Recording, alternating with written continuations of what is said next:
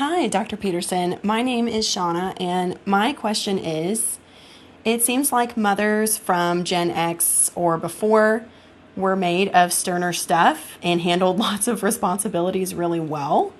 And it seems like to me, I'm a wife, I'm a mom, I'm involved in our community, in our church pretty heavily. And sometimes I feel like I have bitten off more than I can chew. So, my question is how can I basically assimilate all this responsibility in a way that's not overwhelming? And or what do we think is the secret sauce that older women understood that I may be missing now for how to juggle or manage all of the responsibilities that I have purposefully taken on, but that sometimes can seem overwhelming? Thanks, and that's all. Okay, so the first thing I would say is sometimes seems overwhelming isn't too bad. Um, and that's especially true if you have really little kids, because that's overwhelming. That the first year in particular is overwhelming, and anything you do on top of that is going to be additionally overwhelming. So one of the things that you can understand is that the first year is going to be overwhelming, and that it will get progressively less overwhelming, but the first 3 years are pretty overwhelming, and that's particularly the case if you have multiple children. However, even though it seems like when you're in that's been that way forever and it's going to last forever, it doesn't. And 3 years is not very long.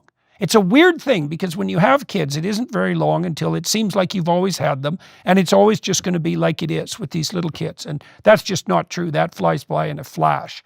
And so the first thing I would say is that your proclivity to feel overwhelmed is probably just accurate. And the fact that it's only sometimes, it's like, well, congratulations, because, if you were clinically depressed, for example, or had an anxiety condition, you would feel overwhelmed all the time and it would be paralyzing. And so the fact that it's, phasic, that it's sometimes, I would just attribute that to situational issues.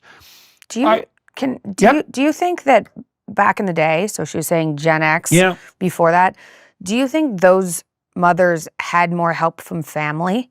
Like you see a lot of families now that have either moved to a different city and they're the nuclear family, but they don't have any friends with kids. There's no aunts and uncle. There's no grandparents around. So it's really just them raising their kids. Do you think if you just look backwards, there was more help? Because that Well, I might be think what one she's of the, seeing. yes, I do think that. I think that one of the things that's happened, I've talked to people like Jonathan Haidt about the free range child idea. Yeah. Yeah, but the thing is that when I grew up, for example, or even when you grew up, but more particularly me, um, Are you putting us in the there same were, age group now? Is well, this because I have 3 children? yeah, fundamentally. And everyone between 30 and 70 is the same age. Yeah. Yeah. Okay. So, um, there were networks of mothers that were the neighborhood. Yeah. Well, that's all gone. I know. And so it's a lot harder. Like it was easy to let your kids out on the street when every single person on the street knew who your kids were, or maybe everyone in a 4-block radius. Well, that's all gone. That's all fractured. And it's one of the consequences of women entering the workforce en masse and staying there for a long time.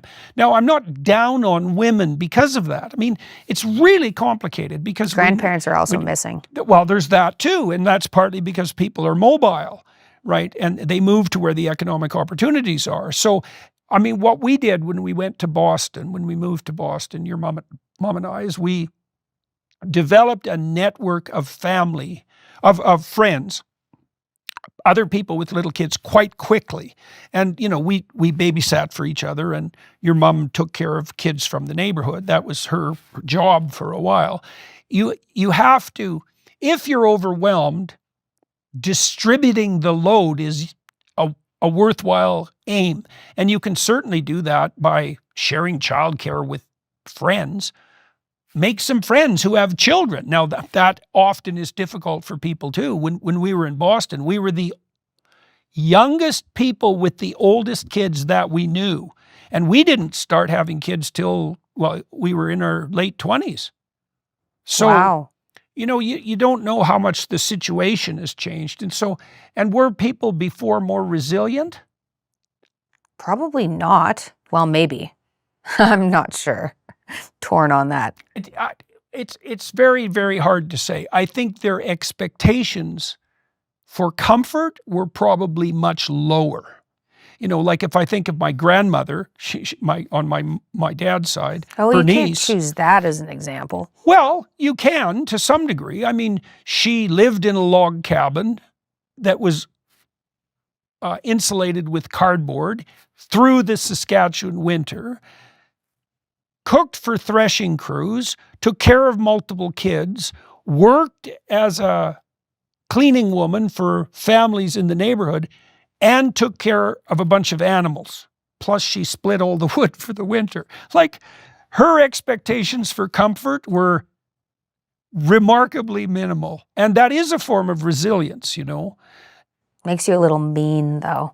Well, there might be a resentment that goes along with that, Possibly. So I would beware of comparing yourself negatively, generically to say women in the past. Like, the situations are very different. If you're overwhelmed, well, first of all, you do a situational analysis. Maybe it's expected that I'm overwhelmed because I have little kids. And that's a 3-year problem fundamentally. And so just assume that, of course, and then look for help. Yeah, help. A lot of these people trade help. Sounded like they're expecting too much of themselves and do need some help, which I know is tricky because most of the time you have to pay for help. But we can close with another biblical story. So when Moses is called upon by God to be a leader after he has the interaction with the burning bush, God says, okay, you're no longer now just a shepherd, which was already something useful to be. You could take care of yourself. You could fight off the wolves. You could protect the innocent. So you're a good man. Now you're a leader. Moses says, I can't be a leader because I can't speak. And no one knows why, if he had a speech impediment or if he just wasn't very articulate or whatever. Doesn't matter. And God basically says three things. He says, it doesn't matter what your problem is, you still have to do this. So that's your problem. And then he says, and don't be thinking that I can't operate under those conditions because I made the heavens and the earth. And so your speech impediment just really doesn't disturb me much. And then third, he says, and couldn't you get some help? Like your brother, Aaron, he can speak. Bring him along.